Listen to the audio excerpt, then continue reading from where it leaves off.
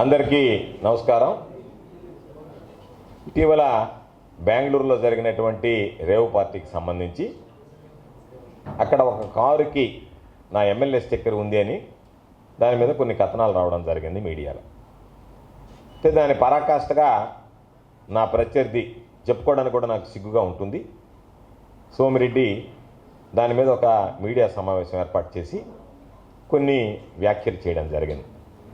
ఆయన చెప్పినటువంటి దాంట్లో ప్రధానంగా రేవ్ పార్టీ నాకు సంబంధించినటువంటి వాడు, నాకు అనుసంధానంలో జరిగింది.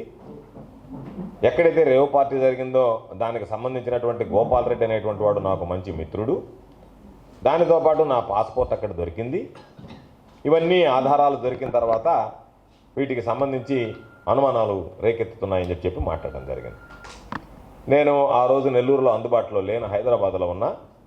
వెంటనే హైదరాబాద్లోనే విలేకరుల సమావేశం పెట్టి నా మీద ఏదైనా సరే ఒక్క ఆధారమైనా నువ్వు రుజువు చేయని చెప్పి ఛాలెంజ్ విసరడం జరిగింది.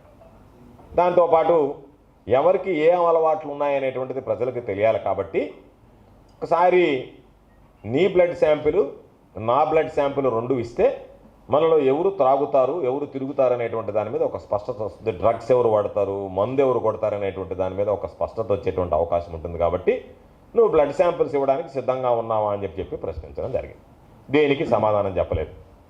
ఈరోజు నేనే ప్రజా జీవితంలో ఉండేటువంటి వాడు ఇటువంటి వెధవలు ఏదన్నా బురద తల్లినప్పుడు దానికి సంబంధించి ప్రజలకి సరైనటువంటి నిర్దిష్టమైనటువంటి సమాధానం చెప్పాల్సినటువంటి అవసరం ఉంటుంది. కాబట్టి అందులో భాగంగా నా పాస్పోర్టు కారులో లభ్యమైంది అని అన్నారు. దాని ఆధారాలు చూపించమన్నా. ఇదిగో ఇది నా పాస్పోర్ట్. నాకు సంబంధించినటువంటి పాస్పోర్ట్ మన హైదరాబాదులో లైవ్లో చూపించాను నెల్లూరు నుంచి. ఈరోజు నేరుగా చూపిస్తున్నా. దీనికి సంబంధించినటువంటి పాస్పోర్ట్ నాది. ఇది నా పాస్పోర్ట్ నా దగ్గర ఉంది. నీ దగ్గర నువ్వు చెప్పినట్టుగా, సోమిరెడ్డి చెప్పినట్టుగా దొరికినటువంటి పాస్పోర్ట్ ఎక్కడుందో చూపించాలా. కర్ణాటక పోలీస్ దగ్గర ఉందా, నీ దగ్గర ఉందా, నీ దగ్గర ఉండేటువంటి సాక్ష్యాలు ఏంది, నీ దగ్గర ఉండేటువంటి ఆధారాలు ఏంది? ఎందుకంటే పాస్పోర్ట్ లభ్యమైంది అని నువ్వే అన్నావు. నా దగ్గర నా పాస్పోర్ట్ ఉంది అంటే దొంగ పాస్పోర్ట్ ఉందా, ఏముందనేటువంటిది దాని మీద స్పష్టత తేలాల్సినటువంటి అవసరం ఉంది. కాబట్టి ఇదిగో ఇది నా పాస్పోర్టు, దీనికి సమాధానం చెప్పు. నీకు దొరికినటువంటిది ఎక్కడా, నీకు దొరికినటువంటిది ఏంది, నువ్వు చెప్పినటువంటి అబద్ధాలా నిజమా? నిజమైతే చూపించు, అబద్ధాలైతే మూసుకొని ఉండు. జాగ్రత్తనైనా మళ్ళీ అమ్మని దీన్ని తీసిపోయి అమ్మని వాడాడని కొట్టేసి అమ్మని దీని అమ్మని మళ్ళీ నా దగ్గర దొరికిందని చెప్తాడు. జాగ్రత్తగా పెట్టండి. కాబట్టి దానికి సంబంధించి నోరెత్తలేకపోయాడు. ఇంకోటి ఏం చెప్పాడు, నా కారు అక్కడ దొరికింది అన్నాడు. నీకు దమ్ము ధైర్యం ఉంటే మరలా నీకు ఛాలెంజ్ విసురుతున్నా. నాకు ఆ కారుతో ఉన్నటువంటి సంబంధాలను రుజువు చేయమన్నా నువ్వు చేయలే. ఆ కారుకు సంబంధించినటువంటి సీ బుక్ ఉంది. ఇదిగో ఆ సీ బుక్ సంబంధించి తుమ్మల వెంకటేశ్వరరావు అనే అతని పేరుతో ఉంది. అతను కానీ లేదా అతనికి ఎవరికన్నా ఇచ్చినటువంటి వాళ్ళకి కానీ ఆ కారుకి కానీ నేను ఎప్పుడో ఆ కారు నాదేను అని చెప్పి మాట్లాడారు. ఆ కారుతో సంబంధం ఏదన్నా ఉంటే, నాకు సంబంధించినటువంటి కారు నువ్వంటే దానికి ఏదన్నా ఒక ఆధారం చూపించి, ఇదిగో నా దగ్గర ఆధారం ఉంది, ఆర్సీ బుక్ ఉంది, ఆ కారుకు సంబంధించి తుమ్మల వెంకటేశ్వరరావు అనే అతని పేరుతో, రైట్. ఆ కారుకి నా స్టిక్కర్ ఉంది. స్టిక్కర్ ఉంది కాబట్టి అది ఏ విధంగా పోయిందన్న తర్వాత నేను నెల్లూరు ఎస్పీ గారికి మా పిఏ వెళ్ళి కంప్లైంట్ ఇవ్వడం జరిగింది. ఎందుకంటే మాకు ఇచ్చినటువంటి స్టిక్కర్లు 3 స్టిక్కర్లు ఏదైతే ఇస్తారో ఆ 3 స్టిక్కర్లు మా బళ్ళకు ఉన్నాయి. కాబట్టి ఈ స్టిక్కర్ రావడానికి అవకాశం లేదు.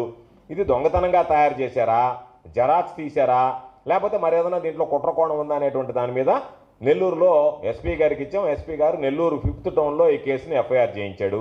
ఆ ఎఫ్ఐఆర్ కాపీ ఇది. దాని మీద ఎఫ్ఐఆర్ మీద పోలీస్ ఇన్వెస్టిగేషన్ జరుగుతుంది. అంటే కారుతో నాకు సంబంధం ఉందా, ఆ కారుకు సంబంధించినటువంటి ఓనర్ వివరాలు ఏ విధంగా ఉన్నాయి, దాని అన్నిటితో పాటు వాళ్ళు ప్రధానంగా తీసుకునేటువంటిది ఏంటంటే ఆ కారు స్టిక్కర్ ఏ విధంగా పోయిందనేటువంటిది. కారు స్టిక్కర్ అక్కడికి వెళ్ళింది, దాని మీద ఉంది. ఆ స్టిక్కర్ ఎవరు దొంగిలించారు, ఏ విధంగా వెళ్ళింది అనేటువంటి దాని మీద పోలీసు విచారణ చేయాలి. కాబట్టి దానికి సంబంధించినటువంటి పోలీస్ కంప్లైంట్ లాడ్జ్ చేయడం జరిగింది.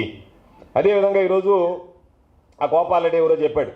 నాకు ఆ గోపాల్ రెడ్డి ఎవరు అనేటువంటి వాడు తెలియదు. మరలా చెప్తున్నా, ఆన్ రికార్డ్ చెప్తున్నా, తెలియదు. నీకు నాతో అతనికి పరిచయం ఉండేటువంటి ఏ ఒక్క ఆధారమైన రుజువు చెయ్యి. కానీ నువ్వు చెప్పినటువంటి దాంట్లో ఎంత వాస్తవం అంటే టైమ్స్ ఆఫ్ ఇండియాలో ఒక ఆర్టికల్ రాసింది. ఇదేది కర్ణాటక పోలీస్ కమిషనర్ ఇచ్చింది. దీంట్లో ఏమన్నాడు, a press release stated the farm house was rented out to event management company measures victory which organized birthday party on the night of May 19th. Neither Concord nor Gopal Reddy was involved in organizing it, it claimed. ఇది Karnataka police commissioner ఏమన్నాడంటే అసలు గోపాల్ రెడ్డి అనేటువంటి అతనికి ఈ పార్టీతో సంబంధం లేదన్నావు అని వాళ్ళు ఇస్తున్నారు. సంబంధం లేని గోపాల్ రెడ్డితో నాకు సంబంధం అంటకట్టడానికి మన సోము ప్రయత్నం చేస్తున్నాడు. ఇది ఆన్ రికార్డ్, ఇవన్నీ వాస్తవాలు చెప్తున్నా నేను నీ దగ్గర నువ్వు చెప్పినటువంటి అబద్ధపు కోతలకి. కాబట్టి నేను మరలా నీకు ఛాలెంజ్ విసిరేది, రైట్, ఈ సమాజంలో నువ్వు ఒక చర్చకి తెరదీశావు. అన్నిటి మీద, అన్ని అంశాల మీద మాట్లాడదాం. దేని మీద మాట్లాడదాం? క్లబ్బులకు పోయే అలవాటు, ప్యాకాడే అలవాటు నీకుందా, నాకుందా? నేను ఏదైనా ఒక క్లబ్బుకు పోయి ప్యాకాట ఆడినట్టుగా నీ జీవితంలో నువ్వు రుజువు చేయగలవా? నువ్వు నిద్రలేస్తే ప్యాకాట క్లబ్బుల చుట్టూ తిరిగేటువంటి వాడువా కాదా? నెంబర్ 1, నువ్వు మందు కొడతావా లేదా? డ్రగ్స్ వాడతావా లేదా? నువ్వు మందు కొట్టవు, డ్రగ్స్ వాడవు, నేరుగా రా, మన ఇద్దరు శాంపిల్స్ నెల్లూరులో ఇచ్చేద్దాం. ఇచ్చేసి ఒకసారి వెరిఫై చేద్దాం ఎవడు తాగుబోతనేటువంటి దాని మీద స్పష్టత ఉంటుంది. నీ క్యారెక్టరు, నీ వ్యభిచారతనం గురించి మాట్లాడాలంటే, నీ తిరుగుబోతనం గురించి ఈ లోకం అంతా కోడి కూస్తుంది నువ్వు ఎలాంటి వాడివని చెప్పి. నీకు చాలామంది సేబులు అసలు కాబట్టి నేనేదో మన జమీన్ రైతులో ఒక పేపర్ ఉటంకించా. పొద్దున్న ఒక ఆయన పాపం ఆ పేపర్ కాపీ తెచ్చిచ్చాడు నాకు. ఆయన తెచ్చిచ్చాడు. నీకుండేటువంటి శ్రేయబులాషులు జిల్లా వ్యాప్తిగా సంపాదించుకున్నావు కదా. నువ్వు రాజకీయాల్లో నువ్వు సంపాదించుకున్నటువంటి శ్రేయబులాషులు అంతా ఇంత కాదు కాబట్టి అయ్యా ఆ పేపర్ మొత్తం లేదేమో, అందుకని ఆ పేపర్ కాపీ మొత్తం ప్రింట్అవుట్ తీసి తీసుకొచ్చి ఇచ్చినానని చెప్పాడు.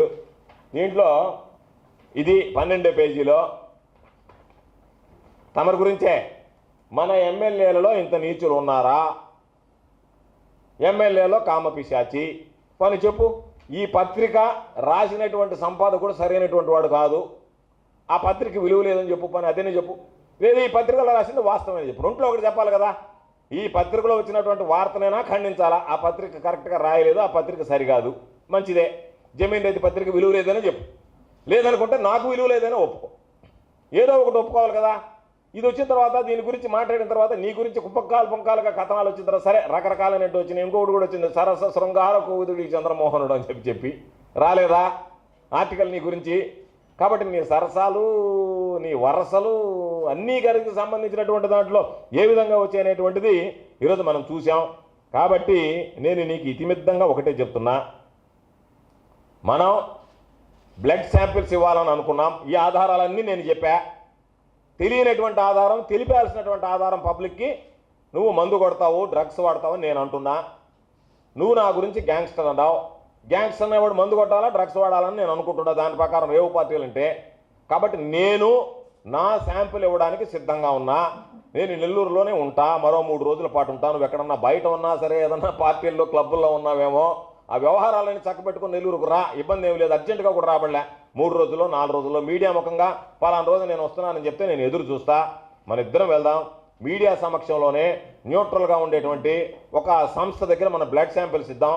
మన బ్లడ్ శాంపిల్స్లో ఎవరికి ఆల్కహాల్ అలవాటు ఉంది, ఎవరికి ఇవన్నీ ఉన్నాయనేటువంటిది స్పష్టమవుతుంది. క్లబ్బుల విషయానికి పోదాం. నువ్వు నిద్ర లేస్తే నేను ఎక్కడికి పోను, నాకు ప్యాక్ ఆడేటువంటి అలవాటు లేదని చెప్పని. ఎందుకంటే నీకు ఎవ్వడి మీద నమ్మకం లేదు, దేవుడి మీద కూడా నమ్మకం ఉందని నేను అనుకోలే. కాకపోతే కొంతమంది చెప్పారు కౌంటింగ్ దాకా పూజలు చేస్తాడయ్యానని. కాబట్టి కౌంటింగ్ దాకా దేవుడు నువ్వు నమ్మతామని నేను అనుకుంటున్నా.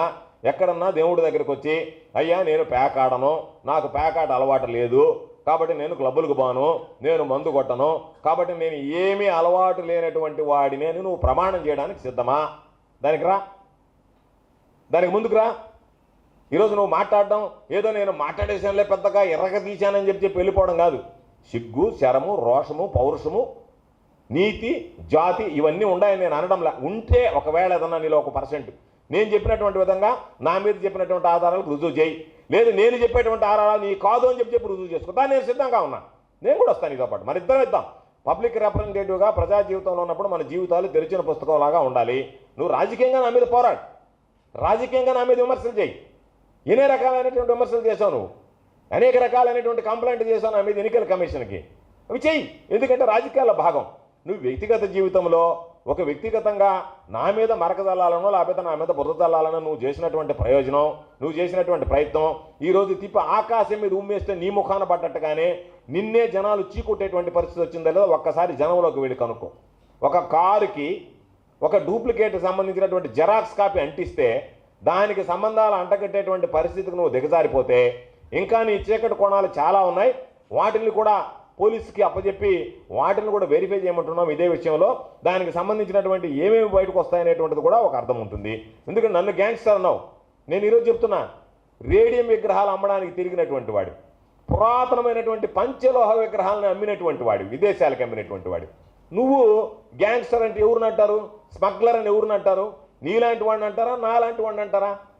లేదు నేను రేడియం బొమ్మలు ఎత్తుకుని నా కారులో తిరగలేదని ప్రమాణం చేస్తావా? మరి అదేని చెప్పు.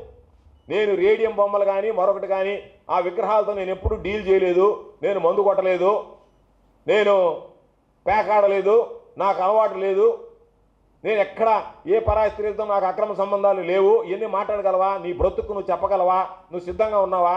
నేను చెప్తున్నా నువ్వు తాగుబోతువి తిరుగుబోతువి అని చెప్తున్నా. కాబట్టి వ్యక్తిగతంగా మాట్లాడేటప్పుడు ఎప్పుడైనా సరే, మన ఏదో అన్నాడు రా చూసుకుందామని. ఏంది చూసుకునేది? ఒక దెబ్బ కొడితే మొక్కాల దెబ్బ వేస్తే కాలు దెబ్బే సరిపోద్దా నీక? నువ్వేది మళ్ళీ చూసుకునేది? ఏమి చూసుకుందాం మనం? ఏమి చూసుకోవాలి నీతో? రా, ఎప్పుడో చెప్పు, ఎక్కడో చెప్పు. అదేమంటే రా చూసుకుంది. ఏం చూసుకునేది నువ్వు? దెబ్బ గట్టిగా కొడితే మొక్కాల దెబ్బ వేస్ట్ అయిపోయినాయి, వాడు అనవసరంగా కొట్టినట్టు అయిపోయినాయి, కాలు దెబ్బకే అతలా కొతలం అయిపోతావా? నువ్వు అదేమంటే నేనేదో రా చూసుకుందాం అంటే ఏం చూసుకునేది?